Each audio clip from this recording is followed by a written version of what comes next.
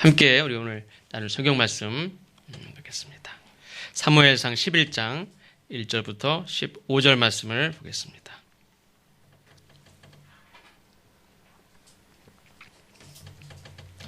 한 절씩 교독하시고 마지막 절은 함께 봉독하겠습니다. 암몬 사람 나하스가 올라와서 길르앗 야베스에 맞서 진침해 야베스 모든 사람들이 나하스에게 이르되 우리와 언약하자 그리하면 우리가 너를 섬기리라 하니 암몬 사람 나하스가 그에게 이르되 내가 너의 보응을 감매하리라 너희와 언약하리라 내가 온 이스라엘을 이같이 모욕하리라. 야베스 장로들이 그에게 이르되 우리에게 이랫동안 말미를 주어 우리가 이스라엘 온 지역에 전령들을 보내게 하라. 만일 우리를 구원할 자가 없으면 내게 나아가리라 하니라. 이에 전령들이 사울 사무엘에게 이르러 백성의 전함에 모든 백성이 소리를 펴고 마침 사울이 밭에서 소를 몰고 오다가 이르되 백성이 무슨 일로 오느냐 하니 그들이 야베스 사람의 말을 전하니라.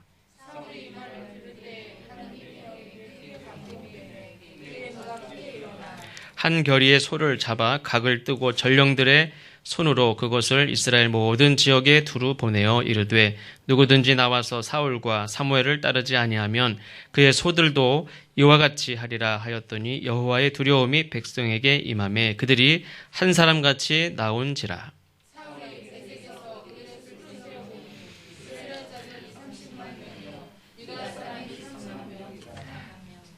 무리가 와 있는 전령들에게 이르되 너희는 길르앗 야베스 사람에게 이같이 이르기를 내일 해가 더울 때에 너희가 구원을 받으리라 하라. 전령들이 돌아가서 야베스 사람들에게 전하매 그들이 기뻐하니라.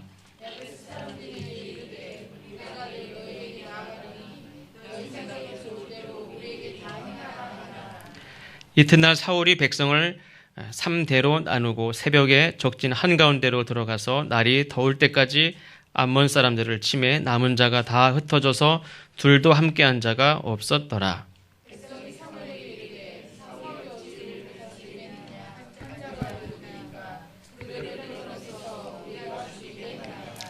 사울이 이르되 이날에는 사람을 죽이지 못하리니 여호와께서 오늘 이스라엘 중에 구원을 베푸셨음이니라.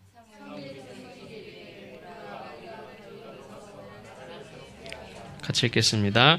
모든 백성이 길갈로 가서 거기서 여호와 앞에서 사울을 왕으로 삼고 길갈에서 여호와 앞에 화목제를 드리고 사울과 이스라엘 모든 사람이 거기서 크게 기뻐하니라.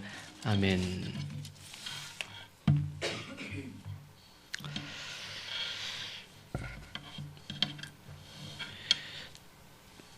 이스라엘 길르앗 야베스에 암몬 족속이 쳐들어왔습니다. 이스라엘에서 이 길르앗 야베스는 요단강 동쪽에 있고 지파로는 갓지파에 속하 있습니다. 암몬 족속이 쳐들어왔는데 이 야베스 쪽으로 쳐들어왔다는 것은 암몬 족속과 국경을 같이 마주하고 있습니다. 요단강 동쪽에 사는 사람들이 이 암몬 족속인데 국경을 딱 넘어오자마자 요단강 동쪽에 살고 있던 이 길르앗 야베스 사람들이 이제 침략을 당하게 됐는데 이 길르앗 야베스 사람들이 암몬 족속이 쳐들어와서 진을 치고 딱 마주하자마자 싸워보지도 않고 항복을 합니다.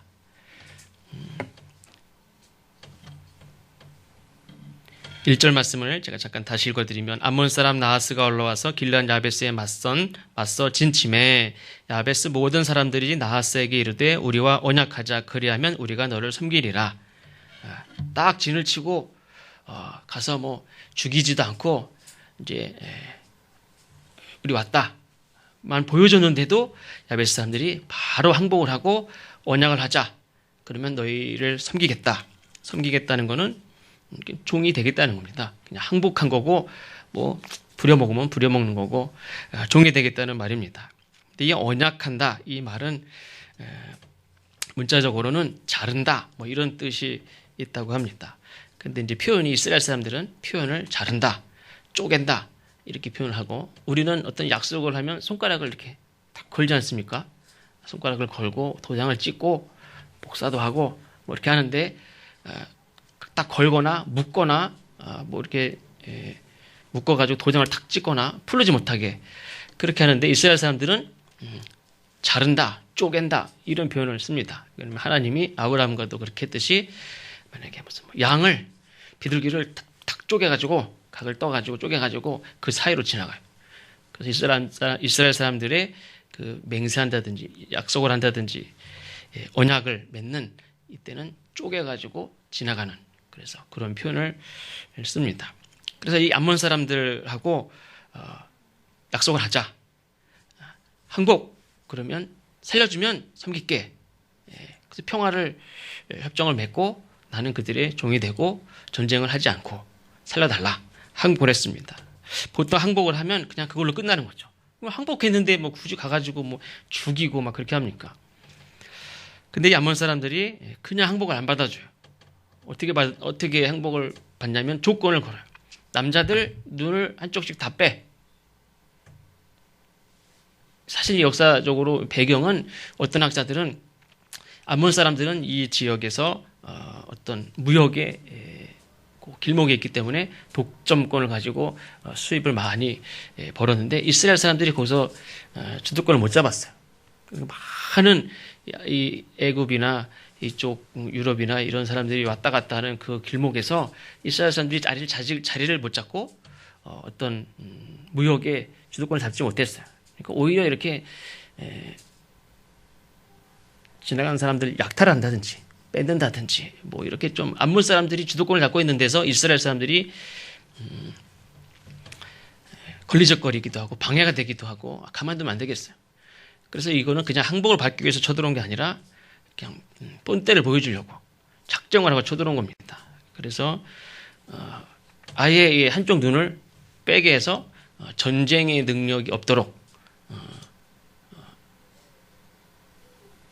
싸울 수 없도록 그래서 한쪽 눈이 이렇게 없으면은 그래도 이렇게 좀 중심이 잘 잡기도 어렵고 그렇죠. 그래서 그 요구한 조건이 뭐냐면 한쪽 눈을 다 뽑으라는 거예요.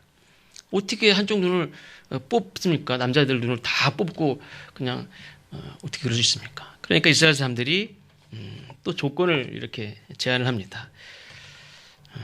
일주일 동안 좀 말미를 달라. 근데 이것도 참 신기한 게 일주일 동안 시간을 달라, 말미를 달라 하면서 3절에 보면 우리가 이스라엘 온 지역에 전령들을 보내게 하라. 만일 우리를 구원할 자가 없으면 네게 나아가리라. 보통은 그냥 기습을 해가지고 다 죽여버리든지 딱 묶고선 항복해. 시키는 대로 해. 이렇게 할 텐데 딱 진을 치고 항복을 했는데도 항복 안 받아주고 또 눈을 빼겠다고 하고 근데 이스라엘 사람들은 시간을 달라. 그러니까 시간을 줍니다. 그리고 조건도 뭐냐면은 이래 동안 시간을 달라. 그리고 우리가 12지파니까 각 지파에 다 전령들을 보내서 우리를 도와달라 했을 때 도와줄 자가 없으면 그때 내가 당신들의 종이 되고 눈을 뽑으라면 뽑고 근데 전령들이 보내서 나를 도와줄 자들이 다 온단 말이에요. 그래 뭐 아까 결과적으로는 사울이 군대를 모집해서 와서 싸우지만 그 사람들이 오지 않으면 나를 구원해 줄 자가 없으면 눈을 빼고 종이 되겠다. 그러나 나를 도와줄 자가 오면 어떻게 합니까? 한번 싸워보겠다는 거예요. 근데도 이 암몬 사람들이 그래 마음대로 해 이렇게 합니다. 어떻게 그렇게 할 수 있을까? 암몬 사람들이 이스라엘 전체를 상대로 해서 와도 이 기회에 한번 그냥 박살내주겠다 하는 녹록한 마음이 있었고 아주 자신이 있었던 거죠. 그래서 마음대로 해. 니네들 도와줄 사람들 있으면 다 데리고 와. 한번 다 와봐. 아예 시간을 줍니다. 그러니까 문제는 뭡니까? 나를 도와줄 자가 있느냐 없느냐 이제 그게 문제예요.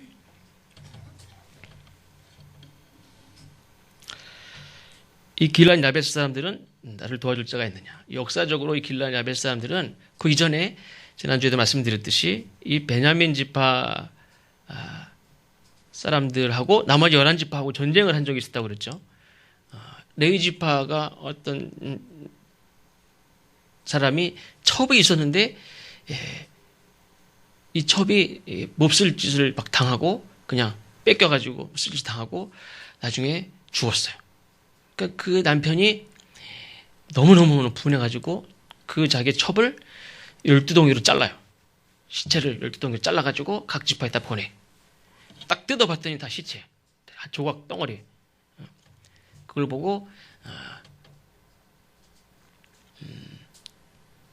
도와달라, 혼내주자. 그래가지고 나머지 11지파가 다 모여가지고 이 베냐민 지파의 그 못된 사람들이, 불량한 사람들이 그런 거거든요. 그래가지고 이제 베냐민 지파를 나머지 11지파가 막 다 그냥 가만두지 말자 해가지고 1대 11로 싸워서 베냐민 지파가 처음에도 이기고 두 번째도 이겼는데 세 번째는 하나님이 야, 이번에는 니네들이 이겨. 가서 싸워. 그것도 참 이상하죠. 하나님이 11지파가 다 모여가지고 저 베냐민 지파 혼내주려고 그러는데 하나님 싸울까요? 그러니까 첫 번째 싸워. 오늘 졌어요. 이게 어떻게 된 일입니까? 두 번째 혼내주려고 또 싸울까요? 그랬더니 싸워. 또 졌어요. 이게 어떻게 된 일입니까? 세 번째 이번에는 진짜 이겨. 싸워. 이번에는 그냥 베냐민 지파가 박살이 나가지고 몇만 명 막 다 계속 죽어요. 계속 죽고 나중에는 한 600명 정도가 그냥 겨우 도망가요. 나중엔 남자가 한 명도 없어요. 거의 남아나지가 않았어요. 그런 적이 있었죠. 그때 11지파가 다 모여가지고 베냐민 지파를 혼내주는데 다 동참을 했는데 그때 동참 안 한 사람들이 길르앗 야베스 사람들이. 길르앗 야베스 사람들이 베냐민 지파를 지지했어요. 11지파에 동참하지 않고 길르앗 베냐민 지파의 편에 섰어요. 그 길르앗 야베스 입장에서는 11지파가 볼 때 어떻습니까? 옛날에 다 모여 했을 때 안 모인 사람들이. 근데 길르앗 야베스가 지금 죽게 생겼어요. 아무도 안 도와주면 남자들 다 눈을 뽑히게 생겼어요. 그리고 노예가 될 상황이. 그때 다 또 보냈어요. 도와달라고 전령을 보냈는데 도와줄 것인가? 옛날에 자기는 참여 안 했던 사람들인데 나머지 11지파가 그거 옛날 얘기 꺼내면은 안 도와줄 수도 있어요. 근데 문제는 뭐냐면 이제 나를 도와줄 것인가 안 도와줄 것인가? 도와줄 자가 있느냐? 나를 구원할 자가 있느냐? 그게 제일 중요한 상황이고 다 소식을 전합니다. 제일 먼저 소식이 전해진 곳이 베냐민 지파예요. 아까도 말씀드린 대로 베냐민 지파가 큰 위험에 처했을 때에 비록 전멸을 했지만 그때 베냐민 지파에 섰던 사람들이 야베스 사람들이라고 그랬죠. 옛날로 보면 동맹국가고 내 편에 섰던 전쟁 때 나하고 목숨을 같이 했던 지파는 베냐민 지파 한 지파예요. 그러니까 베냐민 지파 쪽에 베냐민 지파의 기브아에 도착해서 부탁을 했는데 이 백성들이 소식을 듣긴 들었지만 뭐 어떻게 할 수 있는 게 없어요. 암몬 사람들이 작정하고 쳐들어왔는데 아까도 말씀드렸죠. 11지파 다 전령을 보내가지고 다 와도 암몬 사람들이 다 데리고 와. 한번 하자. 그래가지고 이길 승산이 별로 없어요. 근데 이 베냐민 지파 한 지파의 힘으로는 암몬 사람들을 대적할 수가 없어요. 그래서 그 반응이 뭐냐면 4절에 보면 이에 전령들이 사울이 사는 기브아에 이르러 이 말을 백성에게 전하매 모든 백성의 소리를 높여 옵니다. 방법이 없어요. 도와줄 수가 없어요. 그냥 망한 거예요. 옛날에 베냐민 지파가 막 전멸할 때 우리 편에 섰던 야베스 사람들인데 이 사람들이 다 죽게 생겼어요. 근데 베냐민 지파가 도와줄 힘이 없어요. 이들을 구원할 자가 없어요. 그리고 백성들이 다 울어요. 이 장면을 누가 보냐면 사울이 이제 보는 거죠. 사울이 이거를 딱 보고 사울이 전경에 보니까 7절에 보니까 5절에 보니까 마침 사울이 밭에서 소를 몰고 오다가 그랬습니다. 밭에서 일하다가 오는 중이었습니다.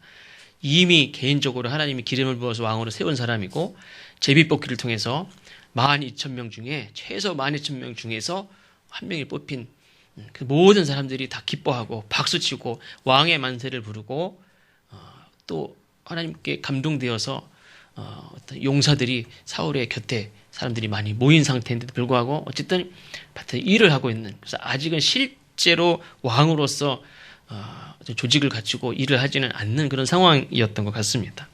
소를 몰고 밭에서 일을 하고 오는 중에 이 얘기를 듣고 사울이 분노합니다.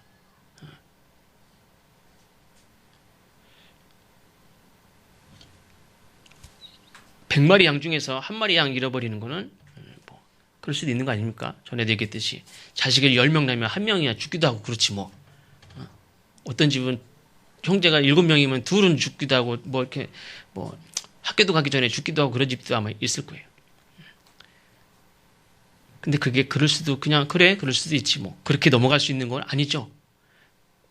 양 100마리 중에서 한 마리 잃어버렸다고 아니 100마리 키우다 보면 한 마리 잃어버리기도 하는 거지 그거 뭐 잡아먹기도 하는데 뭐 잃어버릴 수도 있지 생각할 수도 있지만 예수님은 한 마리 양을 기어코 가서 찾는단 말이에요.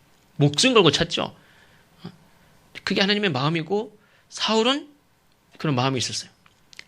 뭐 갓 지파 중에서 야베스 그 지역 쳐들어와서 좀 끌려간다는데 전체가 위험하게 할 수는 없잖아요. 그럴 수도 있지. 뭐 어쩔 수 없지. 할 수도 있지만 사울은 안타깝게 여기고 분노하면서 거기에 대해서 당장 어떤 결정을 내리냐면 이제는 왕으로서 그 힘을 발휘합니다. 전체 지파에 다 전령을 보내서 이번에는 자기가 몰고 오던 소 2마리를 한 결의는 이제 2마리를 말합니다. 이 소를 각을 떠가지고 아까 같이 각을 떠가지고 다 지파마다 다 보내고 다 모여. 근데 만약에 안 모이면 이 소같이 될 줄 알아. 그냥 편지 보낸 게 아니라 소를 다 12덩이로 딱 잘라가지고 보내면서 모여. 안 모여? 봤지? 소 12조각 낸 거 이렇게 될 줄 알아. 너만 살아? 12지파로 나눠져 있지만 우리 다 한 민족인데 다 모여. 그래가지고 이제 다 모이죠. 다 모였는데 아까 일주일 시간 달라고 그랬죠. 근데 오늘이 마지막이에요. 그러니까 이제 사울이 야 너네들은 가가지고 내일 우리가 쳐들어가가지고 내일 나시면 내가 너희들 다 구원할 거야. 먼저 가. 이 사람들이 뭔지 야베스 사람들이 가가지고 뭐라고 그러냐면 내일 나가겠습니다. 오늘까지 날이지만 내일 나가겠습니다. 내일 나간다는 말은 내일 우리가 그 표현은 내일 종이 되겠습니다. 늙었든지 말든지 마음대로 하십시오. 그렇게 그 사람들이 들을 땐 그렇게 듣는 거죠. 내일 우리가 다 가겠습니다. 백성들 다 데리고 늘 뽑으려면 뽑고 다 무릎 꿇고 항복하겠습니다. 이런 의미로 저 사람들 받아들이지만 우리는 어떤 의미입니까? 내일 한판 붙자 이겁니다. 내일 구원자가 온다. 이 사람들이 내일 나온다니까 오늘이 아니라 내일 나간다니까 내일까지 기다리는 거예요.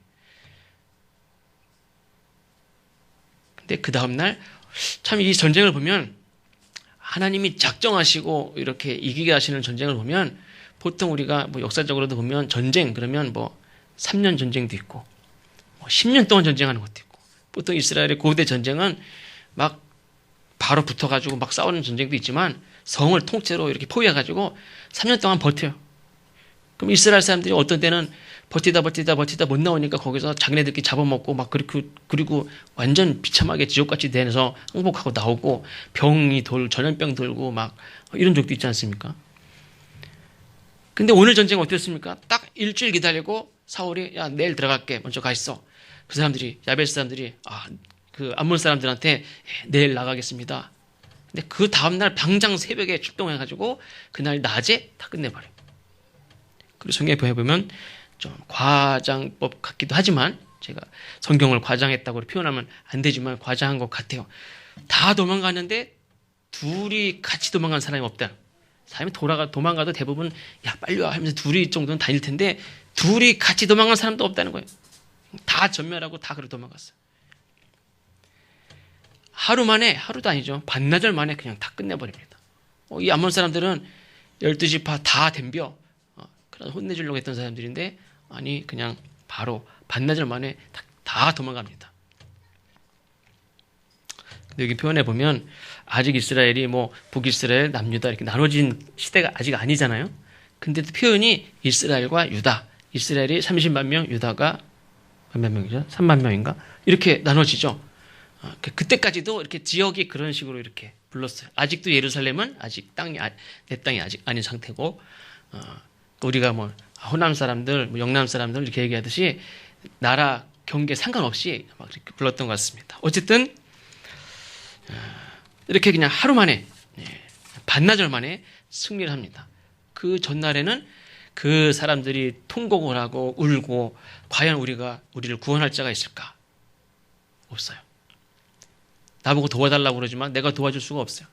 그러니까 이 베냐민 사람들이 다 통곡을 하고 울었어요. 같이 울어주는 것도 참 중요하지만 아무것도 도와줄 수 없는 상태로 절망감에 낙심하며 우는 게 얼마나 비참합니까? 그렇죠? 전멸하는 거를, 죽어가는 걸 다 볼 수밖에 없는, 아무것도 할 수 없다는 그런 절망감에 우는. 그러나 사울이 이제 그 전에는 하나님이 제비뽑기를 통해서 왕으로 세우시고 왕의 만세를 불렀음에도 불구하고 아직 왕에 오르지 않은, 적극적으로 왕의 역할을 하지 않던 사울인데, 이 전쟁을 통해서 어떻게 보면 검증이 된 거죠. 역시 사울은 우리에게 꼭 필요하고 하나님이 뽑아주신, 세우신 왕이고, 이렇게 인정을 받는 그런 기회가 됩니다. 전에는 제비뽑기에서 많은 사람들이 만세를 불렀지만 이제는 제비뽑기에서 왕이 됐을 때는 반대하는 사람들이 있었다고 그랬죠. 저 사람이 우리를 구원할 수 있어? 제비뽑기 해가지고 저 사람이 실제로 그렇게 할 수 있는지 없는지 어떻게 알아요? 하나님 뽑으면 답니까? 실제로 할 수 있는지 없는지 어떻게 알아요? 사람들은 그걸 원하는 거죠. 만질 수 있는 걸 원하는 거고, 실제로 보여줘, 이걸 원합니다. 우리가 본 건 그냥 제비뽑기에서 뽑힌 거예요. 그게 뽑히기는 어렵지만 사무엘 선지자의 입장에서는 굉장히 어려운 일이죠. 왜 그러냐면 그 수백만 명의 인구 중에서 사울을 이미 내정했는데, 그 내정이 제비뽑기를 했는데 그 사람이 될 확률은 거의 없단 말이에요. 마술사들이 이렇게 해가지고 이거 봤죠, 이거 뽑힐 확률은 엄청 어렵단 말이에요. 수백만 명 중에서 사울 딱 찍고 그 사람이 나올 확률은 굉장히 어려워요. 근데 이 일반 백성들이 볼 때는 모르니까 그냥 뽑게 해가지고 한 사람 나오면 그걸 왜 못해요? 그냥 그 중에서 뽑은 건데. 그래 어쩌라고요? 그 사람이 훌륭한지 안 훌륭한지 능력이 있는지 어떻게 알아요? 그냥 뽑은 거지. 그게 하나님이 뽑았다는 뭐가 있습니까? 나도 뽑을 수 있죠. 그렇죠? 이 중에서 이렇게 해가지고 한 명 뽑고 한 명 뽑고 한 명 뽑고, 그럼 왜 못해요? 할 수 있지. 하나님이 정한 그 사람이 뽑히느냐? 그건 어렵지만. 백성들은 아직까지도 별로, 사울이 뽑혔는데 그가 얼굴 하나가 더 크고 잘생기고 준수하고 그러니까 그거 보자마자 다 호감이 가니까 그래 좋아했지만, 반대하는 사람도 있어요. 저 사람이 우리를 진짜 구원할 수 있어? 몰라. 다른 사람은 다 예물을 드리지만 이 사람들은 안 드렸단 말이에요. 근데 전쟁에 이기고 나니까 언제 그랬냐는 듯이 다 무릎 꿇고 다 섬깁니다. 사람이 이렇게 지지를 받고 또 전쟁을 통해서 내가 왕인 것이 검증이 되고, 봤지? 어떤 왕이 새벽에 쳐들어가가지고 이스라엘 전체를 상대로 해서 쳐들어온 사람들을 새벽에 쳐들어가가지고 낮에 다 끝내버리는 왕이 어디 있습니까? 사실 전쟁을 하면 거의 한 3분의 1은 죽을 각오라고 해야, 이겨야, 우리가 반이 다 죽는다고 해도 어쨌든 이겨야 그게 본전도 아니에요. 사실은 전쟁을 하면 무조건 본전도 아니에요. 무조건 서로 다 큰일 나는 거예요. 그래서 이 시대에도 아무리 화가 나도, 아무리 무슨 문제가 있어도 전쟁 불사를 얘기하는 사람은 진짜 위험한 사람이에요. 제가 볼 땐 그래요. 그거는 죄송합니다. 미친놈이에요. 이건. 자기 자식 막 내보내고 야 너 나가서 싸워. 그런 아버지가 어디 있어요? 통일이 중요하지만 전쟁해가지고 통일하면 됩니까?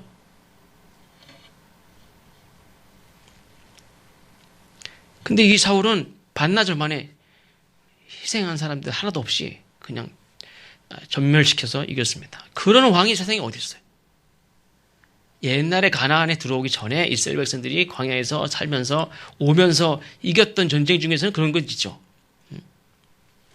그냥 7바퀴 들고 그냥 소리 한 번 질렀는데 오라는 무너져서 다 그냥 손락까딱 안 하고 이긴 전쟁들이, 그런 것들이 몇 번 있지만 이 이스라엘이 가나안 땅에 살면서는 아몬 사람들이 늘 쳐들어와서 어떻게 쳐들어왔는데 그 바로 항복을 합니까?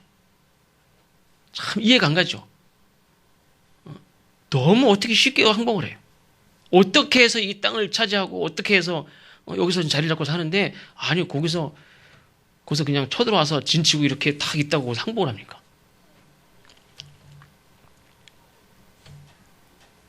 근데 이렇게 반나절 만에 전쟁에서 승리를 했어요. 사울이 그냥 사울을 지지하는 백성들이 사기가 높아지고 사울은 그때 제비 뽑을 때도 제비가 뽑혔는데도 불구하고 짐들 속에서 이렇게 숨어있던 그런 사람인데 이 전쟁을 통해서 이제는 좀 자신감을 좀 가져도 될 만한 그런 상황이 됐습니다. 문제는 자신감을 가져도 될 만한 상황이 더 위험할 수도 있어요. 이제 내가 힘을 가졌다. 내가 이제 내 마음대로 해도 될 것 같다. 권력을 가졌을 때 그때가 더 위험해요. 사실은 성경에 보면 암몬이 쳐들어왔는데 암몬이 쳐들어왔을 때 전쟁이 물론 위험하지만 사울의 입장에서 볼 때는 사울의 한 개인의 인생으로 볼 때 하나님 앞에 제일 위험한 건 암몬이 쳐들어온 게 위험한 게 아니에요. 봤잖아요, 우리가. 전쟁 반나절만 해도 그냥 해결해요. 그렇게 어려운 게 아니에요, 하나님 앞에. 하나님이 사울에게 딱 붙잡아 주시고 네 손에 붙였다, 싸워. 그러면 반나절도 안 걸려요. 어떤 때는 항아리에 불 넣고 그냥 소리 두들기면서 불 넣고 가서 소리만 지르면서 막 내려가도 자기네들끼리 싸우고 막 죽는 경우도 있어요. 그러니까 전쟁에서 이기는 거는 전쟁이 우리에게 볼 땐 너무나 큰 일이죠. 그러나 그 전쟁에 이길 수 있느냐 너무너무나 힘든 일이에요. 그러나 그게 하나님 볼 땐 그게 문제가 아니에요. 사울의 인생에 있어서 암몬을 대적하는 거, 암몬을 싸우는 거, 저 블레셋과 싸우는 거 그게 중요한 게 아니에요. 그게 뭐 큰 일이 아니에요. 물론 하나님이 왕을 세울 때 이스라엘 백성들이 하나님 앞에 요구할 때도 이 블레셋에서 우리를 구원할 자 그런 왕을 요구했지만 암몬하고 싸워서 이기는 거, 블레셋 싸워서 이기는 거, 이 사울이라는 사람의 인생에서 볼 때 그것이 위험한 게 아니라 그가 실제로 왕이 돼가지고 힘을 갖게 됐을 때가 사울이 제일 위험한 때예요. 내가 이제 뭘 해도 되겠다. 전에는 사무엘이 이렇게 기름을 붓고 길갈로 가서 한편으로는 기회가 되는데 해라. 네 맘대로 해라. 재난껏 때. 너 왕이야 이제. 내가 기름을 붓지만 하나님이 기름을 부었어. 그때 할 수도 있어요. 네 재난껏 해. 근데 또 한편으로는 기다려. 7일 동안 기다려. 내가 할 때까지 기다려. 예배드리기 전까지 기다려.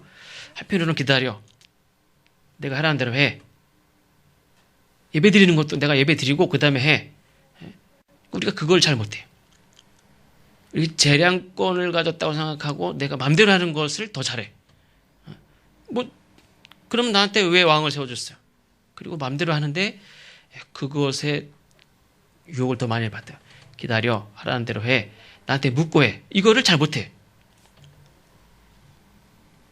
근데 사울은 맨 처음에 그걸 잘했어요. 알아서 해. 하고 기다려. 2개를 주는데 어떻게 하라는 겁니까? 근데 그게 시험이죠. 그때에 사울은 기다렸어요. 자기 마음대로 안 했어요. 제비 뽑기를 했을 때까지. 지난번에 말씀드린 대로 기다려서 너 왜 안 했어? 하지. 좀 하지. 이렇게 안 해서 문제되는 것보다 해도 될 것 같아서 해서 문제되는 경우가 훨씬 많아요. 사울은 권력을 갖게 됐어요. 왕이 됐고 전쟁을 통해서도 이겼어요. 그럼 이제 내가 내 명령대로 해가지고 지파들이 다 모였어요. 그리고 실제로 어떤 왕 못지않게 권력을 가지고 모여 하니까 지파들이 다 모였어요. 그동안의 이 12지파 공동체, 사실은 이 사사시대의 지파들이 전쟁을 하려면 너무나 오래 걸렸어요.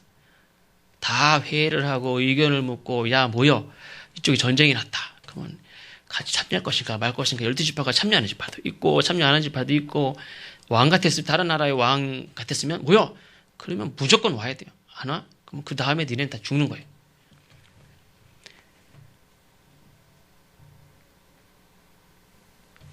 근데 12집 이 제비뽑기에서 뽑혔을 때에 반대하는 자들이 있었다고 그랬죠.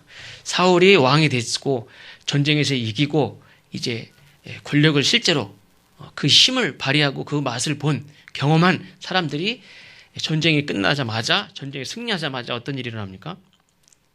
사울에게 충성을 맹세하고 참여하고 전쟁에 참여했던 자들이 뭐를 제일 먼저 요구합니까? 반대했던 자들을 처단하십시오. 지난번에 다 지나간 줄 알았어요. 근데 전쟁을 딱 끝내고 사울의 실질적인 힘을 딱 가졌을 때에 그 사울에게 더 찰싹 붙어가지고 요구하는 게 뭐냐면 지난번에 반대했던 놈들 죽여버리자고.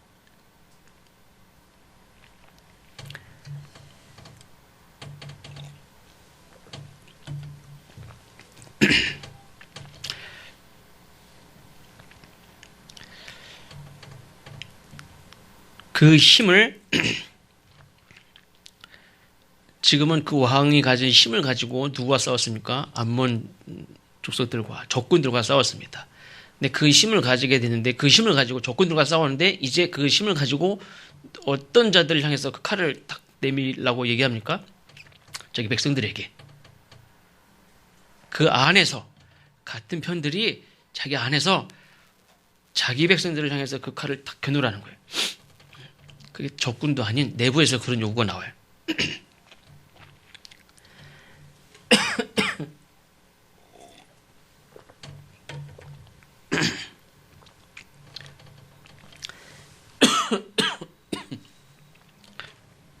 그래서 권력자들이 제일 위험한 게 힘을 가졌을 때에 그 힘이 맨 처음에는 백성들이 하나님에게 요구했던 것도 저 블레셋에서 우리를 구원할 자, 백성들을 구원할 자, 그 왕, 그 절대 권력을 가진 왕을 요구했는데 그 왕이 하나님 경고하신 내용도 뭡니까? 그 왕이 너희들 자식들, 너희들 가족들, 너희들 다 끌어가고 뺏고 너희들 그렇게 할 거야. 분명히 경고했죠. 당장 나타나는 게 뭡니까? 사울이 막 나서서 그렇게 한 게 아니에요. 자기들 스스로 그런 일들을 만들어요. 그 칼을, 그 힘을 반대자들에게, 반대자들은 사울이 같은 민족이란 말이에요. 그때 권력을 가진 자들은 그렇게 하게 되는 경우가 많아요. 칼을 블레셋에서 백성을 보호하는 데 쓰던 힘이 자기 권력을 공고히 하려고 자기 백성들 중에서 이제 말에 안 드는 자들을 학대하고 찌르고,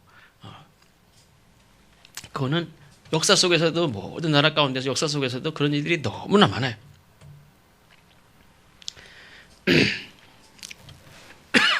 그러나 이제 사울은 하나님이 구원하신 날, 이렇게 기쁜 날, 사람을 죽이는 거 안 된다.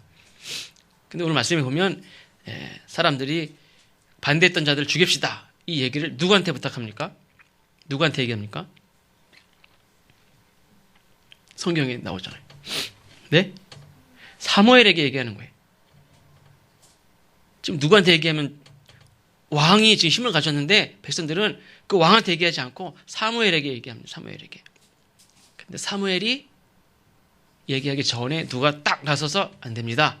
이렇게 구원의 날, 기쁜 날 사람을 죽입니까? 안 됩니다.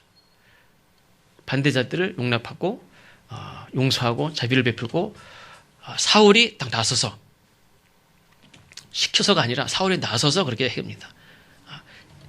저는 이 말씀을 보면서 사울이 참 이때까지만인 것 같아요. 이때까지만 참 아름다운, 참 생각이 깊은, 하나님을 의식하는 그런 사람이구나. 나를 반대하는 자들을 용납하고 용서하고 하나를 이루고 백성들을 통합하고. 사실 하나님이 그렇게 하시죠. 하나님이 그렇게 백성들을 통합하고 용서하심으로 인해서 다 하나님의 백성으로 이렇게 들어오게 하시고, 하나님이 그렇게 하십니다. 정말 정말 아름다운 왕의 모습이죠. 그 하나님이 힘을 주셨는데 그 힘으로 백성들을 적군으로부터 구하는 힘을 발휘하고, 또 백성들이 반대자들이 있지만 용서하는 힘은 용서할 때 억지로 내가 어떻게 할 수 없으니까 용서하는 게 아니라 내가 힘이 있을 때, 내가 힘이 있는데 그 힘으로 죽이는 데 쓰는 게 아니라 용서하는 데, 베푸는 데, 도와주는 데, 백성을 구원하는 데 사울은 그 힘을 썼습니다. 자비를 베풀 때, 권력자들이 자비를 베풀 때, 야, 성권이다. 임금님 같은 경우는 그렇게 하지. 그러니까 힘이 있을 때 막 힘을 막 뺏고 하는데 힘을 부리면 복종을 할지 모르지만 그 사람을 누가 성군이라고 하고 아름답다고 합니까? 근데 힘이 있을 때 이 힘은 실제로 왕의 자리에 올라서 그런 힘이 있을 수도 있지만 우리는 다 각자의 자기 자리에서 자 힘이 있어요. 여기서 지도자라고 그랬지만 뭐 왕만 지도자입니까? 아버지도 어머니도 선생님도 어른도 뭐 우리는 다 각자의 자리에서 나름대로의 다 자기의 영향력과 힘이 있어요. 그 힘을 누굴 구하는데 살리는데 낫게 하는데 베푸는데 쓰느냐, 그 힘을 뺏는데 쓰느냐. 자비를 베풀 때 그 힘이라는 거는 다 혐오스럽고 다 몹쓸 겁니까? 그렇지 않죠. 그 힘이 아름답게 이렇게 쓰여질 때, 그 힘이라는 것이 그렇게 나쁜 게 아니란 말이에요. 참 귀한 거고 참 좋은 건데 그 힘이 아무리 헬스 가서 이렇게 하고 그렇게 해도 그게 쓸 데가 없어. 그게 아니 지나간 사람 할머니 뭐 하나도 들어주지도 않는 그 힘이 그게 뭘 이렇게 아름답습니까? 그렇죠? 그거 자랑해봤자 뭐 할 거예요? 어차피 시간 문제지. 좀 있으면 다 늙을 텐데 힘이 없어질 텐데 여태까지 그때 자랑했던 게 더 부끄러울 거예요.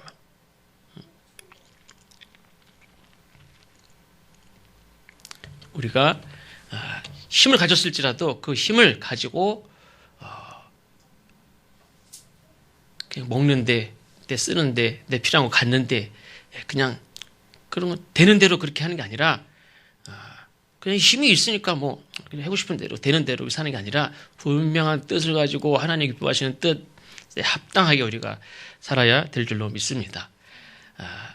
소동파라는 사람이 이런 얘기를 했다고 합니다. 물건을 사려면 돈이 필요하듯이 글을 쓰는 데는 뜻이 필요하다. 이 세상에 글이 얼마나 많습니까? 갖다 쓸 글자가, 갖다 쓸 단어가 얼마나 많습니까? 막 갖다 쓰면 답니까? 다 갖다가 막 얘기하면 그게 답니까? 뜻이 있어야지 그게 제대로 된 글이고 제대로 된 말이지. 그래서 그 사람이 뭐라고 얘기했냐면 아무 뜻 없이 옛날 좋은 고전 수백 권 읽어봐라. 그러면서 뒤에서 할 말이 뭐냐면 돈도 없이 시장에 가서 이거 떡볶이 맛있네. 이건 얼마예요? 치킨이 얼마네? 이 만두는 이거 얼마네? 돈도 없으면서 그냥 구경하는 사람이랑 똑같다는 거예요. 아무리 옛날 좋은 논어맹자 무슨 노덕경을 아무리 수백 번을 봐도 돈 주고 사 먹는 사람보다도 못한 거예요. 돈도 없이 그냥 종일 구경하는 사람이랑 똑같아. 그래도 뭐 눈욕이라도 하면 좋습니까? 뜻이 없이 책을 읽으면 아무 소용이 없대요. 우리가 교회를 다녀도 신앙 생활을 한다고 하는 하나님 앞에 살아가는 삶도 뜻이 없으면 목적이 없으면 뭔가를 내 삶을 통해서 뭔가를 하나님 앞에 쓰임을 이렇게 귀하게 하나님의 뜻에 합당하게 이렇게 쓰임 받는 삶을 마음에 두고 목적을 두고 뜻을 두고 그렇게 살지 않으면 돈도 없이 그냥 하루 종일 시장 돌아다니다가 그냥 70을 살든 80을 살든 그러다가 그냥 간거나 똑같다는 말이에요. 평생 책을 많이 읽어가지고 서울대를 가도 뜻이 없으면 돈 없이 구경하다 온 사람이랑 또 그거 본 거, 책 읽은 거, 글을 쓴 거 그거 다 뭐 할 거냔 말이에요. 왕이 되면 뭐 할 거냔 말이에요. 그 힘을 가지면 뭐 할 거예요. 귀한 뜻이 없이 왕이 됐는데 뭐 할 거냔 말이에요. 근데 사울은 딱 하나님을 의식하고 하나님 앞에 뜻을 가지고 분명하니까 그가 바르게 백성을 구원하는 힘, 반대자들도 용서하고 통합하는 힘, 용서하는 힘, 자비를 베푸는 힘, 그래서 모든 백성들이 진정으로 하나 되는 힘, 그런 왕의 역할을 감당했을 때 백성들이 다 기뻐했습니다. 다 기뻐했어요. 근데 성경에 보면 사무엘이 우리 길갈로 올라가서 이 나라를 새롭게 하자. 예배드리자. 근데 예배도 드리고 사울을 왕으로 세우고 끝에 보면 사울과 모든 백성들이 기뻐하는데 사무엘 얘기가 안 나와요. 사무엘이 가자고 그랬는데 기뻐하는 장면에서는 사무엘이 기뻐했더라. 그러면은 그동안 사무엘은 마음에 안 들어 했잖아요. 사울이 왕이 되는 거에 계속 쓴소리를 하고 마음에 안 들었어요. 그러면 이제 왕이 실제로 즉위하는 그때니까 그때는 그래도 좋은 얘기 해줘야 되잖아요. 그래, 내가 그동안에는 내가 흔쾌히 인정 안 했는데 내가 이제 인정한다. 이렇게 얘기해 줄 수도 있는데 그때까지도 모든 사람들이 기뻐하는 자리에 사무엘이 기뻐했다는 얘기는 안 나요. 그때까지도 사무엘은 그게 다가 아니에요. 하나님의 법궤가 이렇게 돌아올 때 그 사람들이 어떻게 했습니까? 막 기뻐했는데 그 다음날 함부로 막 열어보고 그러다가 수만 명이 막 다 죽었어요. 어제 막 기뻐해서 백성들이 그 동네 사람 다 좋아했는데 그 다음날 수만 명이 다 죽어서 지옥이 돼버렸어요. 기뻐했는데 끝이 안 좋았어요. 사울이 왕이 된 거에 대해서 백성들이 기뻐했는데 끝이 안 좋았어요. 끝이. 우리가 야, 이것이 하나님의 뜻이다 막 좋아하고 진짜 이게 하나님의 뜻인 것 같아요. 그렇죠? 전쟁도 이겼고 사울이 3번에 걸쳐서 지금 제대로 왕으로 세워졌어요. 전쟁도 이겼고 사무엘 선지자가 새롭게 하자까지 얘기도 했고 그런데 기뻐했는데 여기까지란 말이에요. 기쁨이 끝까지 가지 않았어요. 사울이 백성을 구원하고 백성을 다 하나로 만드는 데 썼던 그 힘이 나중에 어떻게 합니까? 다윗을 죽이지 못해서 안달난 그 힘, 얼마나 초라한 힘이 됐습니까? 아니, 하나님이 다윗 하나 죽이라고, 적군하고 싸워도 현찮은 판에 자기 사람들은 전에도 얘기했듯이, 조조가, 야, 나는 어떻게 제가 누구라고? 조자룡입니다. 저 조자룡 같은 장군 하나 없을까? 그렇게 부러워했다는데 다른 사람 같았으면 그렇게 부러워할 그 신하를 나는 왜 그거 죽이지 못해가지고 안달난 그 힘이 얼마나 초라합니까? 그걸 알면 모든 백성들이 옛날에 그렇게 기뻐했던 것이 얼마나 참 안타까운지. 그러니까 우리가 힘을 가지는 것도 중요하지만 그것 자체가 내 인생의 복이 아니고 많은 재물을 가지는 게 복이 아니고 내가 어떻게 살았느냐. 그게 참 중요한 줄로 믿습니다. 우리가 내 힘이 얼마인가가 중요한 게 아니라 그 힘을 가지고 하나님이 기뻐하시는 나를 영적으로 축복하고 지지해주고 하는 사무엘이 정말 기뻐할 때 사울도 백성들도 복이에요 사실은. 근데 사람들이 사무엘이 선지자가 마음으로 흔쾌하게 기뻐하지 않는다는 것을 좀 알면 좋은데 그걸 몰랐죠. 그러니까 그게 별거 아닌 것 같아도 그게 대단한 거예요. 어른들도 그런 말씀도 하지만 제가 제 입으로 저를 얘기하는 게 아니에요. 어떤 분이 그러더라고요. 당신들이 섬기는 교회 목사님을 귀하게 여기고 그 목사님이 마음속으로부터 충분하게 기뻐하는 그렇게 축복하고 기뻐하는 그냥 사무엘과 같이 마지못해서 기뻐하는 거 말고 정말 기뻐하는 그런 삶을 살면 복이 돼요. 근데 마음속으로라도 심하게 그냥 말은 그래도 좋게 했는데 속으로 아니에요. 그러면 안 된단 말이에요. 그럴 때 목사님한테 물어봐야 돼. 솔직히 진짜로 기뻐하냐고. 솔직하게 얘기해라. 내가 다 듣겠다고. 솔직히 얘기해도 되냐고. 그거를 듣고 그대로 할 수 있으면 물어보시고 제가 뭐가 된다고 제가 마음대로 하는 사람이 그건 아니지만 최소한 사무엘 선지자가 봤을 때 기뻐하지 않잖아요. 다 하나님이 그래 하나님 야 해라는데 들어줘 그냥 해줘. 그렇지만 그게 마지못해서 그냥 해주는 거예요. 그럼 그거를 알면 참 좋은데 그걸 모르지 않습니까? 그러니까 우리가 그냥 목사님이 이게 하라 해도 된대. 하자. 그게 해도 되는 게 아니란 말이에요. 우리가 정말로 하나님이 온전히 기뻐하시는 그런 모습으로 살아가는 우리 모두가 되시기를 주의 이름으로 축원합니다. 잠깐 기도하겠습니다. 우리 모두가